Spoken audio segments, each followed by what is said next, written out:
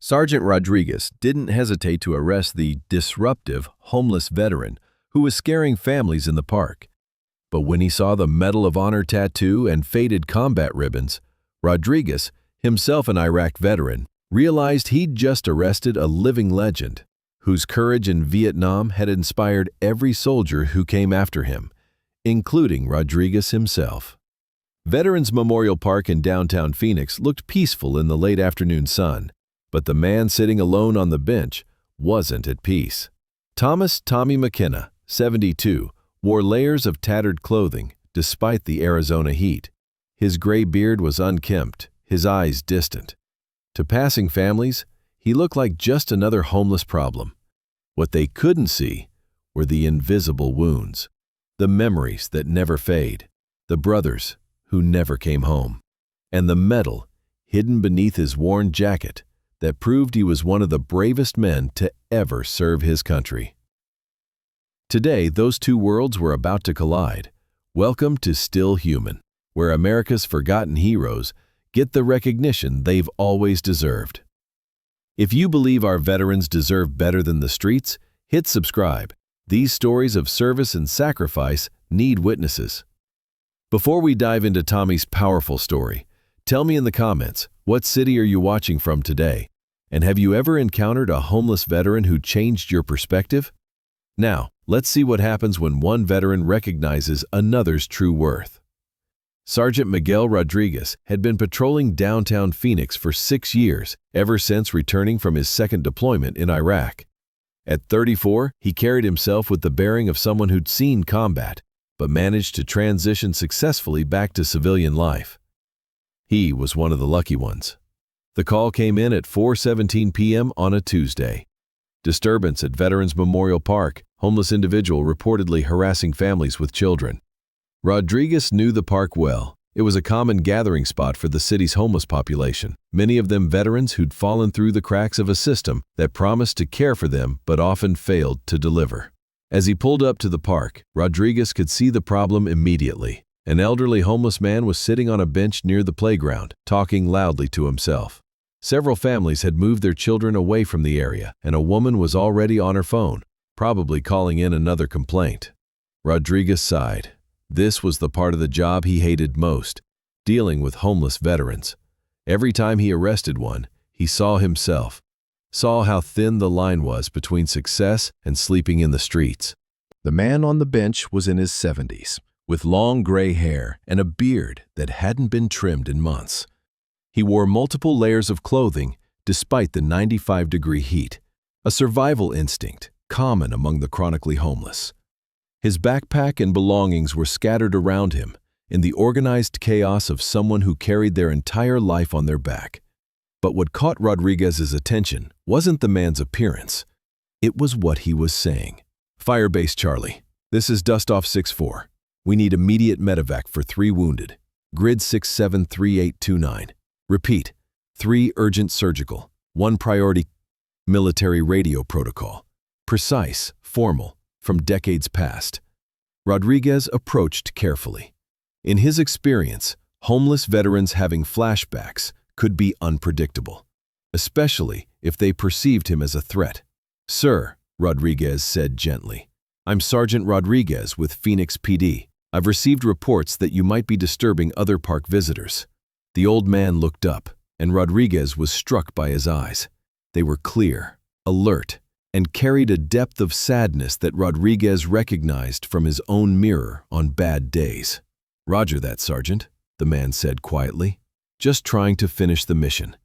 The conversation that followed was heartbreaking in its familiarity. The man's name was Thomas McKenna, and he'd been living in the park for 3 weeks since being evicted from his last apartment. He had no family, no support system, and a disability check that barely covered food, let alone rent in an increasingly expensive city. "Mr. McKenna," Rodriguez said, "I understand you're a veteran. What branch?" "Army, 1st Cavalry Division. Vietnam, 69 to 70. Rodriguez felt a pang of brotherhood. "Thank you for your service, sir. I served 2 tours in Iraq myself." For a moment, McKenna's distant expression focused, and he looked at Rodriguez with interest. "Iraq, tough deployment. Different war, same shit. Yes, sir. Look, I don't want to arrest you, but I'm getting complaints about the radio chatter. Maybe you could keep it down or find somewhere else to. Arrest me? McKenna's voice rose slightly. For what? Sitting in a public park? Last I checked, this was still America. A small crowd was beginning to gather. A mother with 2 young children approached Rodriguez. Officer, this man has been here for hours talking about helicopters and wounded soldiers. He's frightening the children. This is supposed to be a safe place for families. Rodriguez looked between the woman and McKenna, feeling trapped between his duty and his understanding of what the old veteran was going through. Sir, I need you to move along, Rodriguez said reluctantly. Find somewhere else to spend the evening. McKenna slowly began gathering his belongings. As he stuffed items into his backpack, Rodriguez noticed something that made him pause. A small cloth patch, faded and worn, sewn onto the backpack's strap. It was military, but Rodriguez couldn't quite make out the details. Mr. McKenna, can I ask what unit you served with? McKenna paused in his packing. A Company, 1st Battalion, 7th Cavalry. We called ourselves the Gary Owen. Rodriguez knew that unit. Every soldier knew that unit. The 7th Cavalry had a legendary history stretching back to Custer, but their service in Vietnam had been particularly distinguished and costly. The Gary Owen, Rodriguez repeated. You guys saw some heavy action. LZ X-ray, Ia Drang Valley, November 1965 for the first guys, later actions for my tour. McKenna's voice carried the weight of memories. We were mobile operations mostly, air mobility, helicopter assaults. Rodriguez felt his respect for the old man growing, but duty called. He had complaints to address, procedures to follow. I'm sorry, sir, but I still need you to move along. Department policy. McKenna nodded, showing no resentment. Roger that, Sergeant. Just following orders, right? As McKenna continued packing, a gust of Arizona wind caught some papers from his belongings, scattering them across the grass. Rodriguez automatically moved to help collect them. That's when he saw it. Among the scattered papers, disability paperwork, food stamp documents, a veteran's medical card, was a faded color photograph. Rodriguez picked it up, intending to hand it back, but the image stopped him cold. It showed a much younger Thomas McKenna in jungle fatigues, standing next to a helicopter with a group of soldiers. But what caught Rodriguez's attention was what McKenna was holding in the photo. A medal. Not just any medal, but the distinctive light blue ribbon and star that Rodriguez recognized immediately. The Medal of Honor. Rodriguez had seen it only once before, in a museum at Fort Benning. It was America's highest military decoration, awarded for conspicuous gallantry above and beyond the call of duty. Only 3 500 had been awarded in the nation's entire history. Mr. McKenna, Rodriguez said quietly, is this you in this photo? McKenna looked at the picture in Rodriguez's hand and nodded. Long time ago. Sir, is that the Medal of Honor? McKenna's expression grew guarded. Lot of good it's done me lately. Rodriguez felt like he'd been punched in the stomach. He was looking at a living Medal of Honor recipient, and he'd been about to arrest him for sitting in a park. The woman with the children was growing impatient. Officer, are you going to do something about this man or not? Rodriguez held up his hand. Ma'am, give me just a moment. He looked at McKenna with new eyes. Sir, what did you do to earn the Medal of Honor? McKenna was quiet for a long moment. When he spoke, his voice was distant, as if he was seeing events from 50 years ago. November 12, 1969. Our LZ was overrun. NVA had us surrounded, about 200 of them to our 40. We had wounded who couldn't move, couldn't evacuate. I was the senior NCO after Lieutenant Williams took... McKenna paused, his hands shaking slightly. Radio was out. No way to call for support, so I left the perimeter, made it through enemy lines to a hilltop about half a click away where I could get comms. Called in airstrikes on our own position while guiding the wounded to a bomb crater for cover. Rodriguez stared at him. You called in strikes on your own position? Only way to break the siege, stayed on that hilltop for 6 hours, adjusting artillery and air support until relief arrived. Lost some good men that day, but we saved 23. The magnitude of what McKenna was describing began to sink in. This wasn't just heroism. This was the kind of superhuman courage that military legends were built on. Rodriguez's radio crackled. "Unit 47, what's your status on the park disturbance?" "Dispatch, I need a few more minutes," Rodriguez responded, unable to take his eyes off McKenna. The woman with children was becoming increasingly agitated. "Officer, I don't understand what's taking so long. Just arrest him and let us use the park safely." Rodriguez turned to her, his voice carrying a new authority. "Ma'am, I need you to step back and give me some space to handle this situation." He turned back to McKenna. "Sir, do you have any documentation of your service, your Medal of Honor citation?" McKenna reached into his jacket and pulled out a plastic bag containing what looked like the most precious possession of someone who had lost everything else. Inside was a folded piece of paper, worn from handling but still legible. Rodriguez read the citation, and his hands began to shake. "For conspicuous gallantry and intrepidity at the risk of his life above and beyond the call of duty, Staff Sergeant Thomas J. McKenna distinguished himself during combat operations against hostile forces in the Republic of Vietnam." The citation went on to describe in formal military language the incredible actions McKenna had described, but reading it in official terms made it even more stunning.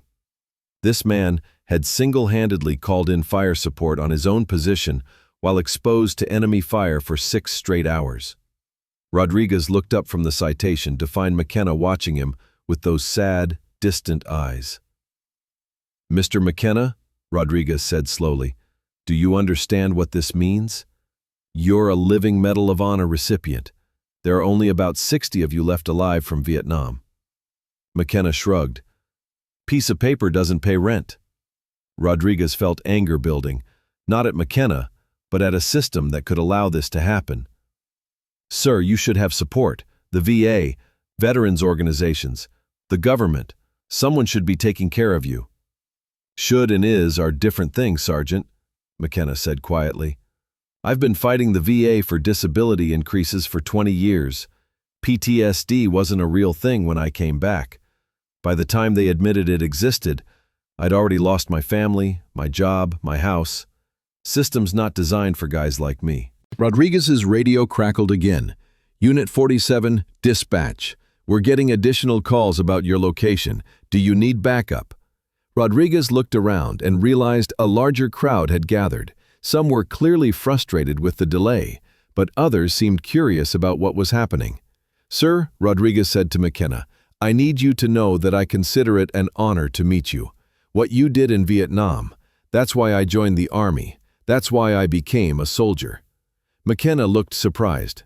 "You joined because of Vietnam vets." "My drill sergeant in basic training told us about heroes like you, about soldiers who did impossible things because their brothers needed them too.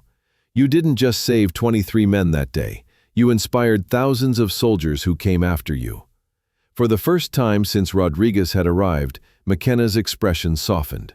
"What's your name again, son?" "Miguel Rodriguez, sir. Sergeant, 3rd Infantry Division. Served in Ramadi and Fallujah." McKenna studied Rodriguez's face. "You see action?" "Yes, sir. Both deployments." "You make it home okay?" Rodriguez thought about the question. "Mostly, sir. Some rough nights, but I had good support. Family, VA benefits, job training. I was lucky." "Luck has nothing to do with it," McKenna said. "System worked for you. Should work for all of us." Rodriguez made a decision that would change both their lives. "Mr. McKenna, I want you to know that you're not going to be arrested today. In fact, I'd consider it an honor if you'd let me help you." The woman with children had grown tired of waiting and approached again. "Officer, this is ridiculous. I pay taxes for police protection, not for you to chat with homeless people." Rodriguez turned to face her, and his expression stopped her mid-sentence. "Ma'am, do you see this man?" Rodriguez gestured to McKenna. "This is Staff Sergeant Thomas McKenna, Medal of Honor recipient. He saved 23 American soldiers in Vietnam by calling in airstrikes on his own position while under enemy fire for 6 hours. He's a living hero." The woman looked skeptical. "He's homeless." "Yes, ma'am, he is. And that should make all of us ashamed. not afraid. Rodriguez pulled out his phone and made a call.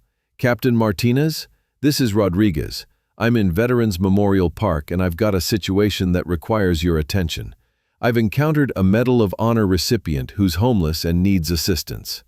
Within minutes, Rodriguez's supervisor, Captain Elena Martinez, arrived on scene. She was followed by Detective Johnson and Officer Chen, both of whom Rodriguez had called for support. As Rodriguez explained the situation, word spread through the Phoenix PD radio network. Within an hour, a dozen police officers had arrived at the park, not to arrest McKenna, but to pay their respects. Officer Sarah Chen, a Navy veteran herself, was the first to approach McKenna directly. "Sir," she said, standing at attention, "it's an honor to meet you." McKenna looked overwhelmed by the sudden attention. "I don't understand what's happening." Rodriguez put his hand on McKenna's shoulder. "What's happening, sir, is that your brothers and sisters in uniform are recognizing what you did, what you sacrificed, and we're going to make sure you get the support you've earned." Captain Martinez stepped forward. "Mr. McKenna, I've contacted the VA Regional Office, the Disabled American Veterans Organization, and the Medal of Honor Society. They're sending representatives to help you access the benefits and housing assistance you're entitled to." "Housing assistance?" McKenna asked. "Sir," Rodriguez explained, "Medal of Honor recipients are entitled to special benefits: housing, medical care, education benefits for family members. There's a whole support system you should have been connected to years ago."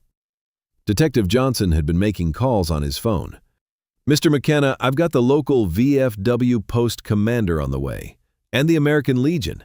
They want to help coordinate long-term support." McKenna sat down heavily on the bench, looking overwhelmed. "I've been fighting for help for so long, I'd given up." "You don't fight alone anymore," Rodriguez said. Within 2 hours, Veterans Memorial Park had transformed from a place of conflict to a gathering of respect and support. VFW members arrived with food and coffee. American Legion representatives brought paperwork to help McKenna apply for benefits he'd never been told about. Local news crews, alerted by social media posts from witnesses, began setting up cameras. Rodriguez found himself acting as McKenna's advocate and protector, screening requests for interviews and making sure the older veteran wasn't overwhelmed by the sudden attention. "Sir," Rodriguez said, "there's a reporter from Channel 12 who wants to talk to you about your story. You don't have to if you don't want to." McKenna looked around at the crowd that had gathered. Families who had initially been afraid of him were now approaching to thank him for his service. Children were asking their parents about the Medal of Honor. Veterans from multiple generations were sharing stories and contact information. "Maybe it would help," McKenna said quietly. "Maybe other guys in my situation could get help too." The interview was brief but powerful. McKenna spoke simply about his service, his struggles with PTSD, and his difficulties navigating the VA system. He thanked Rodriguez and the Phoenix PD for treating him with dignity. The reporter asked Rodriguez about his decision to help rather than arrest. "This man is a hero," Rodriguez said simply. "He did things in combat that most of us can't even imagine. If we can't take care of our Medal of Honor recipients, we're failing as a country." By evening, McKenna's story was trending on social media. The hashtag #HonorOurHeroes was being shared thousands of times. Donations for veteran services were pouring into local organizations. Most importantly, McKenna was no longer homeless. The Medal of Honor Society had arranged temporary housing at a veteran-friendly hotel while permanent arrangements were made. The VA had fast-tracked his disability claim review. Multiple veteran organizations had offered ongoing support services. As the crowd began to disperse, Rodriguez found McKenna sitting quietly on the bench where the day had started. "How are you feeling, sir?" McKenna was quiet for a moment, confused, grateful, tired. "It's been a long day." "It's been a long 50 years, McKenna corrected. "I'd forgotten what it felt like to have people care." Rodriguez sat down beside him, Can I ask you something personal? McKenna nodded. What kept you going? All these years on the streets, fighting the system, being ignored? What kept you from giving up? McKenna looked out across the park, where families were now playing peacefully as the sun set behind the mountains. Same thing that kept me going in Vietnam, he said. The guys who didn't make it home. They're counting on us to keep fighting, to keep serving, to keep honoring what they died for. Can't let them down. 6 months later, Thomas McKenna was living in a veteran housing facility specifically designed for Medal of Honor recipients.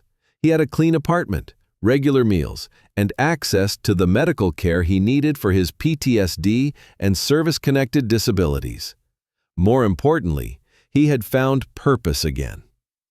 McKenna began speaking at veteran events, sharing his story and advocating for homeless veterans who were still living on the streets. He worked with the VA to improve their outreach programs and helped other Medal of Honor recipients who had fallen through the cracks. Rodriguez visited regularly, and their friendship had grown into something deeper than mutual respect. They represented different generations of American warriors, but their bond was unbreakable. You saved me that day, McKenna told Rodriguez during one visit. Sir, with all due respect, you saved yourself 50 years ago. I just reminded people who you really are. The woman who had complained about McKenna in the park that day became one of his strongest supporters. After learning his story, she organized a neighborhood committee to support local homeless veterans. She often said that meeting McKenna had changed her perspective on homelessness and service.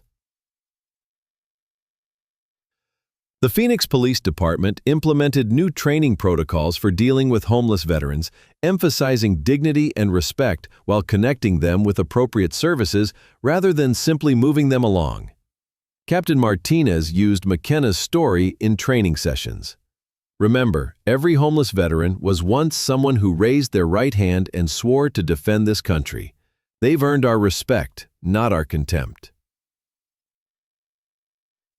Rodriguez was promoted to detective, and his first assignment was to head up a new police unit focused on veteran services and outreach.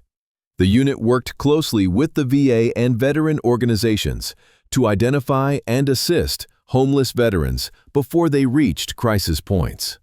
The military teaches us to leave no one behind, Rodriguez explained to new officers. That doesn't end when the uniform comes off. The story of Tommy McKenna became a catalyst for veteran advocacy across the country. His case highlighted the gaps in the system that allowed Medal of Honor recipients to fall into homelessness and helped push through legislative reforms to better support aging veterans. The Medal of Honor Society established a new program to ensure that all living recipients had access to appropriate housing and care. They called it the McKenna Initiative. Rodriguez often reflected on how easily things could have gone differently that day. If he had simply followed procedure, arrested McKenna for disturbing the peace, and moved on, a hero would have remained invisible and forgotten. It makes you wonder, Rodriguez told his wife, how many other heroes are out there, dismissed as problems instead of recognized for what they've sacrificed. McKenna's impact extended beyond veteran services. His story became a reminder that dignity and worth aren't determined by current circumstances, but by the content of character and the depth of service to others. In schools across Phoenix, teachers used McKenna's story to teach children about the importance of looking beyond appearances and treating all people with respect. His photo, not the homeless man from the park, but the Medal of Honor ceremony from 1970, hung in the Phoenix Police Academy with a simple caption, "Heroes don't always look like what we expect." The last time Rodriguez saw McKenna, the old veteran was preparing for a speaking engagement at West Point, where he would address future officers about courage, sacrifice, and the importance of taking care of soldiers after they come home. You know what the best part of all this is? McKenna asked as they shook hands goodbye. "What's that, sir?" "I'm not fighting alone anymore. None of us have to." Heroes walk among us every day, but we don't always recognize them. They might be the homeless veteran sleeping in the park, the elderly man struggling with groceries, or the quiet woman sitting alone at the coffee shop. Their medals may be hidden, their stories untold, but their service to our country is no less real. Thomas McKenna's story reminds us that homelessness is not a character flaw and poverty is not a measure of worth. Some of our nation's greatest heroes have fallen through the cracks of systems that promised to catch them but failed to deliver. Sergeant Rodriguez's decision to look beyond appearances and see the man behind the circumstances changed 2 lives forever. It's a reminder that every interaction is an opportunity to restore dignity, recognize service, and honor sacrifice. Have you ever encountered a veteran whose story surprised you? Share that experience in the comments below. At Still Human, we believe that every veteran's story matters and every act of service deserves recognition. Subscribe for more stories that remind us to look deeper, serve better, and honor the heroes who walk quietly among us. Because sometimes the greatest warriors are the ones society has forgotten, until someone takes the time to remember who they really are.